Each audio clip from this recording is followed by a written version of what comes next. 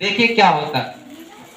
जब फरीसी के चेलों ने यीशु मसीह से सवाल कर दिया कि क्या तुम्हारा गुरु मंदिर का कर देता है। मत्ती रचित सुसमाचार अध्याय 22 वचन नंबर 15। मत्ती का 22 और वचन 15 देखिएगा उसको। कैसर को कर देना। तब फरीसियों ने जाकर आपस में विचार किया कि उसको किस प्रकार बातों में फंसाए। किस प्रकार बातों में फंसाए। अतः उन्होंने अपने चेलों को हेरोदियों के साथ उसके पास यह कहने को भेजा, हे गुरु, हम जानते हैं कि तू सच्चा है। हम जानते हैं कि तू सच्चा है और परमेश्वर का मार्ग सच्चाई से दिखाता है। परमेश्वर का मार्ग सच्चाई से तू सिखाता है और किसी की परवाह नहीं करता। किसी की परवाह नहीं करता। क्योंकि तू मनुष्यों का मुंह देखकर बातें नहीं करता। परमेश्वर कहता है कि मनुष्यों का मुंह देखकर, चेले कह रहे हैं कि तू मनुष्यों का मुंह देखकर बातें नहीं करता। इसलिए हमें बता तू क्या सोचता है। इसलिए हमें बता तू क्या सोचता है। कैसर को कर देना उचित है कि क्या उस राजा को कर देना उचित है कि नहीं। यीशु ने उनकी दुष्टता जानकर कहा। यीशु ने उनकी दुष्टता जानकर कहा, हे कपटियों। हालेलुया। यीशु ने उनकी दुष्टता जानकर यह कहा, हे कपटियों, हे कपटियों, मुझे क्यों परखते हो। मुझे क्यों परखते हो। कर का सिक्का मुझे दिखाओ। कर का मुझे सिक्का दिखाओ। तब वे उसके पास 1 दिनार ले आए। तो उसके पास 1 दिनार ले आए। उसने उनसे पूछा, यह छाप और नाम किसका है। उसने उससे पूछा, यह छाप नाम किसका है। उन्होंने उससे कहा, कैसर का। उन्होंने कहा कैसर का। तब उसने उनसे कहा, जो कैसर का है वह कैसर को, जो कैसर का हो कैसर को दो, और जो परमेश्वर का है वह परमेश्वर को दो। परमेश्वर का परमेश्वर को दो। यह सुनकर उन्होंने अचंभा किया और उसे छोड़कर चले गए। उन्हें छोड़कर। हालेलुया। धन्यवाद प्रभु यीशु, धन्यवाद प्रभु परमेश्वर। फरीसी लोग परीक्षा लेने लगे यीशु मसीह का। अपने लोगों को भेजकर पूछे कि जाओ उससे पूछो क्या वो मंदिर का कर देता है। उन्होंने कहा कि हे दुष्ट लोगों, मुझे क्यों परखना चाहते हो। मुझे एक सिक्का दिखाओ। और अक्सर में हर सिक्के पे नाम होता है। जैसे नोट पे गांधी जी का नाम, वैसे सिक्के पे भी नाम होता है। प्रभु ने सिक्का मांगा, बोला इस पे नाम और चिन्ह किसका अंकित है। लोगों ने कहा राजा का। तो प्रभु ने कहा जो राजा का हो राजा को दो, जो परमेश्वर का है पर। मेरे भाई बहनों, ये जो चर्च है वो टैक्स भरता है। जब हमने इस मिनिस्ट्री का जो अपना लाइसेंस निकलवाया था, तो जो सारे कागजात बनवाने में कम से कम 40 से 50 हजार रुपये लगा था। Hallelujah, hallelujah, hallelujah. और यहाँ का जो अनुदान है, सहायता है, चर्च के अंदर लगता है। परमेश्वर हमें चाहे अनकुत भी दे, कोई दिक्कत नहीं है। देखिए जो भी सिस्टम वो चर्च में लगता है, इस पे कोई एक्शन ले नहीं सकता। चाहे कोई भी आदमी हमें कितना भी सहायता मदद करे, क्योंकि हम भारत को पहले से क्या दे चुके हैं, टैक्स दे चुके हैं। Hallelujah, hallelujah. और यहाँ पे गरीब लोगों के लिए जो बचता है भोजन बनाया जाता है। बाकी जो हमारे पास बचता है व्यवस्था बनाया जाता है। और टैक्स में लिखा है नियम कि जो चर्च है अपनी कलीसिया के लिए, अपनी मिनिस्ट्री के लिए कोई भी कार्य कर सकता है। किसी टाइम किसी वक्त फैसला लेकर किसी मेंबर को निकाल भी सकता है, किसी मेंबर को रख भी सकता है। और मेन यहाँ का जो लीडर है जिसके नाम से ट्रस्ट हो। Hallelujah, hallelujah. बहुत सारे लोग सोचते होंगे कि ब्रदर को बहुत सारे चीज मिलता है, वो हमको पता है। अब ऐसे ही अगर 10, 15, 20 नोट डाल दिया जाए तो पता चला कि हालेलुया, हालेलुया।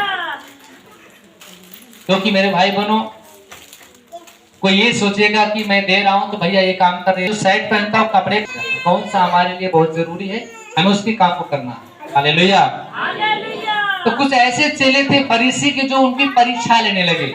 किसकी परीक्षा लेने लगे? यीशु मसीह की परीक्षा लेने लगे।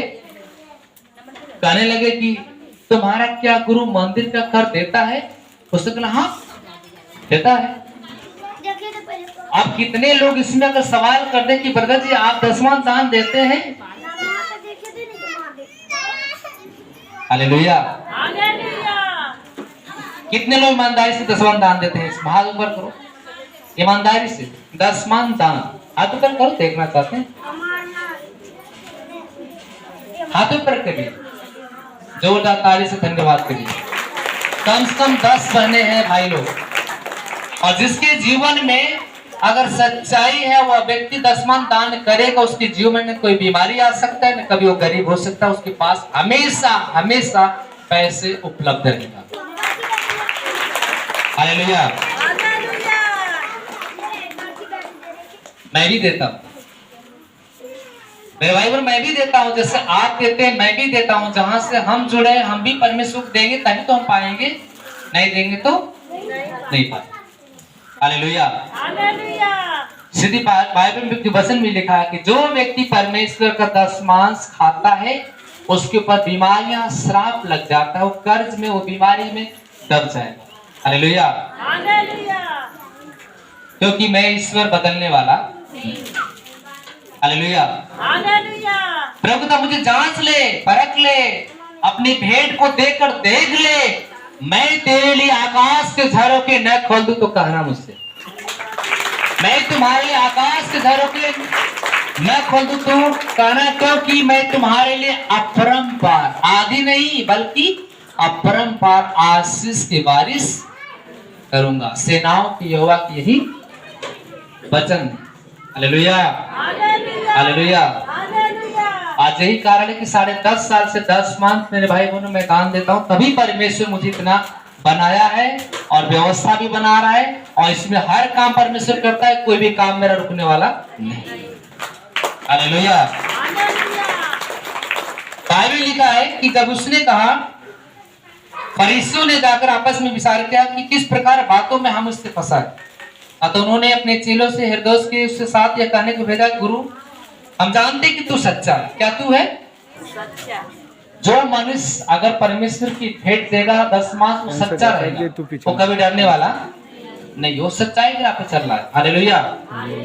परमेश्वर का मार्ग सच्चाई से सिखाता है और किसी का परवाह नहीं करता, क्योंकि तू मनुष्यों का मुंह देखकर बातें नहीं करता। हालेलुया। मनुष्य की मुंह को देखकर बातें नहीं करता। परमेश्वर क्या करता है? वो किसी का अनदेखा बात नहीं कर रहा। हालेलुया। हालेलुया। धन्यवाद प्रभु, धन्यवाद ब्रह्मता परमेश्वर। इसलिए हमें बता तू क्या सोचता है, कैसे को कर देना उचित है? यीशु ने उसकी दुष्टता जानकर कहा, हे कपटियों मुझे क्यों परखते हो, कर कस्यता मुझे दिखाओ। तब वे उसके पास 1 दिनार ले आए।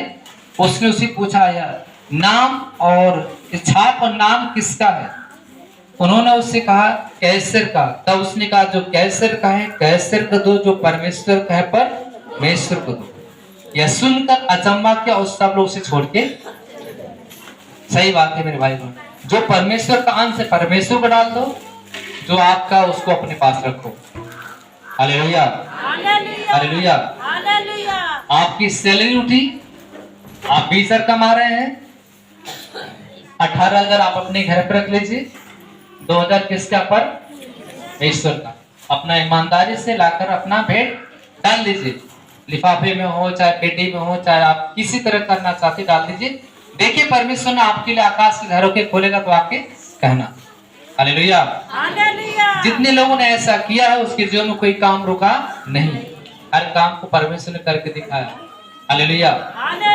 प्रभु ने कहा कि सिक्के पे छाप और नाम चिन्ह किसका अंकित है, तो उस पे लिखा जाता है, कभी राजा का होता है सील मोहर, तो प्रभु ने कहा जो राजा का और राजा के दे दो, जो परमेश्वर का परमेश्वर को दे दो। हालेलुया। हालेलुया।